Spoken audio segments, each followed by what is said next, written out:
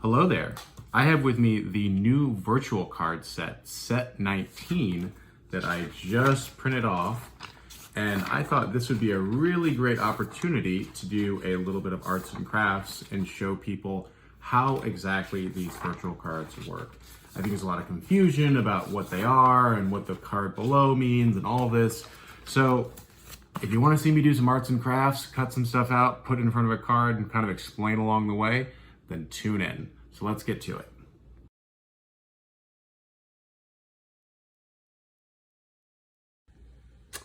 Okay, we're here for part 2, so let's get to cutting. So virtual cards are free to print out. They come out once every 6 months or so. And what I'm gonna do is just to go through and literally show you how to do this. So this is gonna be a little arts and crafts with me. If you think this is really boring and you hate hearing me talk, then turn it off. But otherwise, I'm just gonna show you kind of how these work. So these are all free to print off, and the idea is you can take old cards and sort of refresh them and add new text. So some are just adding a little bit of game text, right? So this one we see here is gonna be added to the Emperor. So we're gonna literally look and find the card, the Emperor, and I'm gonna put this underneath, and then I have a sleeve here, and I'm gonna add the sleeves. And essentially, this is going to give the Emperor more useful game text for going forward. And technically, you're supposed to tape this down. So, you can do a little bit better of a job of cutting it out. But voila, we have a virtual card, or a V, the Emperor. So let's do a couple more of these to kind of keep showing it. So another one, Dultane, whatever this guy is, one of the Nemoidians. So this card maybe isn't seeing as much use, so the PC thought, hey, why don't we refresh the text and make it a little more interesting? So you can literally just cut this out like this. And in the show links, you're going to see where I got these. They're free to print, easy to access, and there's, like I said, 19 of them. So we just line this up once again, so we see that. And then we put it in a sleeve. Like I said, you're supposed to technically tape it or glue it, but I don't like to do it just in case I want to get to the original card again. So this is fine. I'm not participating in any competitive tournaments. This is just to maybe make these a little bit different. So the text here is going to make it a little more streamlined. For example, this symbol here, instead of typing out adds 2 to anything he pilots, it's just to pilot, right? So that is definitely something that makes it a little bit more like streamlined.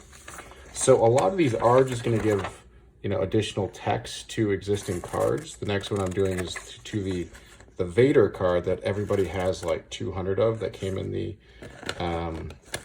2-player starter deck, and I'm going to do a great job cutting this out, but that's all right.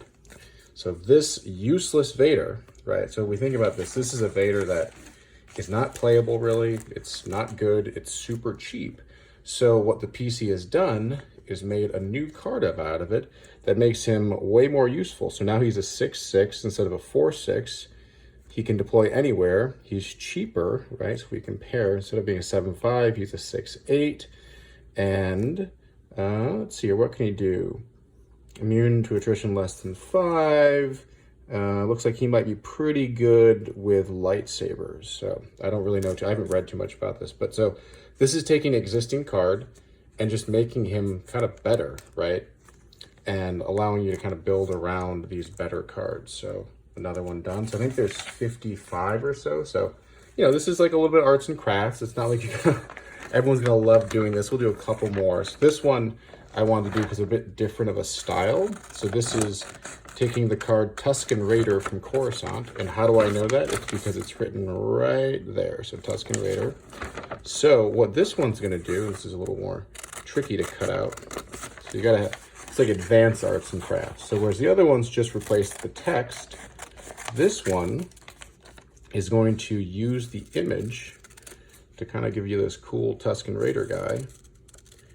And so some people always say like, oh, I want to get this printed on cardstock. Well, the thing is you can't really get this printed on cardstock, because otherwise, if you had this on cardstock, this would be like a really fat card, right? Like, because you're sticking it in front of another card, and you'll see what I mean in a second here. So I didn't do a great job with this one, but that's all right. So what do we have here? We have a Tuscan Raider with hunting rifle. So, you know, I can come back a little later and fix this, but for the sake of time, I want to just show people how these work. So this one is going to be sort of like an EPP. So it's like a Tuscan Raider with a gun. So that's kind of cool. And like, if you look at the picture, and if I wasn't filming, I swear I would do probably a better job with the arts and crafts. It's just, you know, filming makes me nervous, right? You gotta keep talking, keep blathering. So we can see that this one is going to take the picture, right? And then it's creating kind of a new card, like a new card art with the picture. So anyways, that's kind of like, these ones are tricky to cut out, but when they're done, you know, they give you kind of a new card. Like this, I guess. This would be, so I guess you would glue this. So this is a Tuscan Raider with hunting rifle. So those are sort of the two types. One is going to give you new text on an existing card like this. And then some are just going to be put in front of an existing card. So let's do a couple more. So this one's kind of a cool set. We can look through. It's very themed with Thrawn. So I did a preview on this card. There's some interesting stuff. Thrawn's art collection. There's a Thrawn objective. So I'm actually going to be cutting this out. So this one you place in front of secret plans. And you have a nice new Thrawn objective, some locations. So let's do some light side ones. So here I see that this guy, what's his name? I forget. I guess it's Dexter. I think he's from, he's like one of the Rebels guys, I think. I'm not sure. But so it says shocking information. So what does that mean? It means it goes in front of the card shocking information, which is a common from Cloud City. So this is pretty easy to do. All I do is cut it out, right? This one's easy. Unlike the other one. The other one's like kind of advanced art. You know, maybe a paper cutter, you know, a little, that one might be glued actually, because that common is very cheap. So this one, I just literally stick it in front like this. And this is shocking information, so I'm just sticking this in front. And maybe I should have left a little bit more on the borders there, but basically like this. There, see? Is this perfect? Is this as nice as having the original card or like a card on card select? No. But does this work? Yes. Can you play with this? Yes. Like, is this a perfectly okay and functional card to play with your friends? So this took an old card and they got some new art here, new game text, basically kind of like a worthless old card and did something interesting with it. All right, and we're gonna do one more because I think this is an interesting concept. It's this one, Weather Vane. So there's also this new objective, which I think is pretty cool.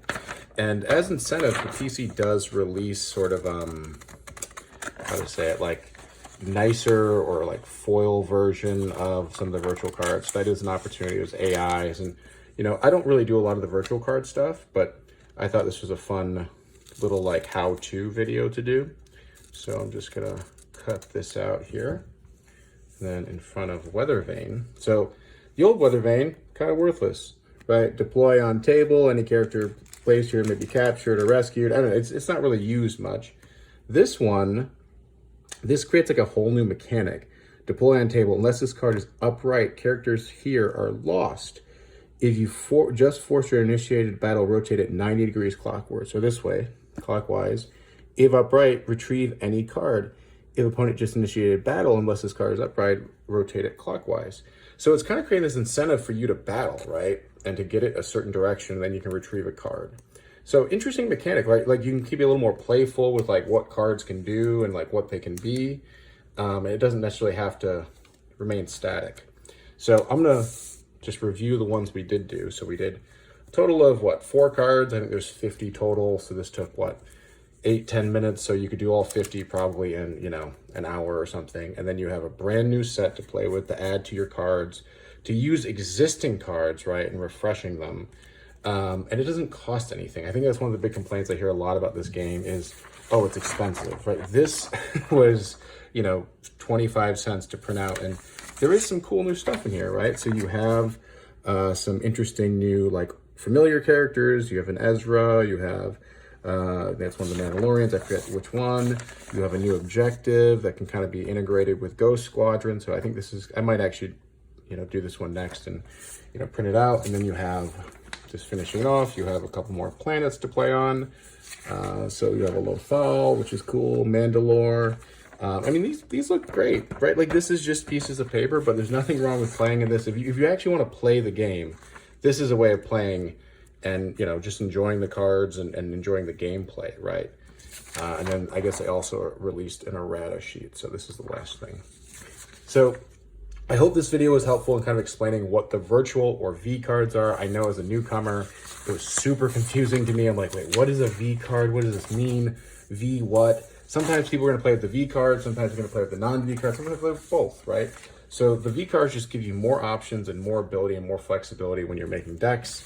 And I think set 19 is a great addition. And I think that this might kind of be the start of me getting into V cards because I think this is super accessible and there's some fun lore on here. So I appreciate everybody for tuning in, and I'll see you next time.